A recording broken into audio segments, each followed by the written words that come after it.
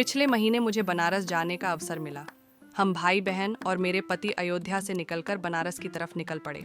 सबसे पहले हम पहुंचे हैं काशी विश्वनाथ मंदिर में। यह मंदिर भगवान शिव को समर्पित है और 12 ज्योतिर्लिंगों में से एक है। संकरे रास्तों और भीड़ के बीच जब घंटियों की आवाज और हर हर महादेव का नाद गूंजता है तो मन श्रद्धा से भर उठता है। अब हम बढ़ते हैं घाटों की ओर। गंगा नदी के किनारे लगभग 80 घाट हैं, जिनमें से दशाश्वमेध घाट सबसे प्रसिद्ध है। यहाँ दिन भर साधु संत, नाविक, यात्री और श्रद्धालु दिखाई देते हैं।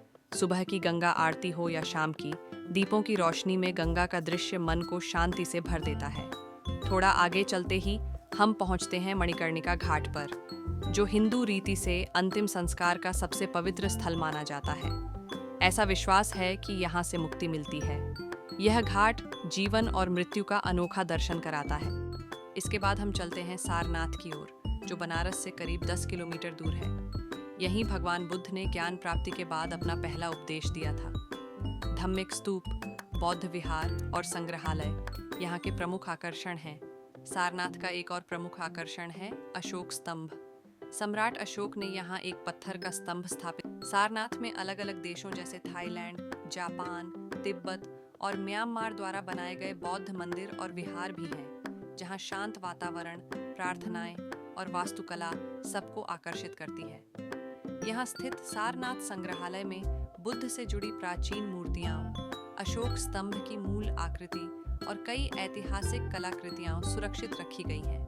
अंत में हम फिर से गंगा किनारे लौट आते हैं। शाम ढलते ही गंगा आरती शुरू होती है।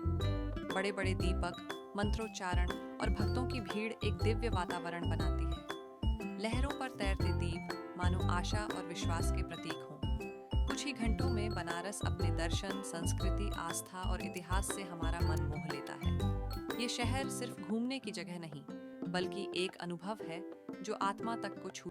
अब हम चलते हैं कॉरिडोर और कमरों की ओर। यहाँ के कमरे साधारण लेकिन आरामदायक होते हैं। साफ बिस्तर, लकड़ी की अलमारी, लेखन टेबल, सोफा या कुर्सियाँ, एयर कंडीशनर या पंखा, साथ ही ज्यादातर कमरों में संलग्न आधुनिक बाथरूम की सुविधा भी होती है। कुछ कमरों को वीआईपी सूट के रूप में तैयार किया जाता है, जिनमें बैठक क्षेत्र, डाइनिंग टेबल और अतिरिक्त सुविधाएं होती हैं। धन्यवाद। आप भी जब यहाँ आइए तो इस नगर की आत्मा को महसूस करना न भूलें।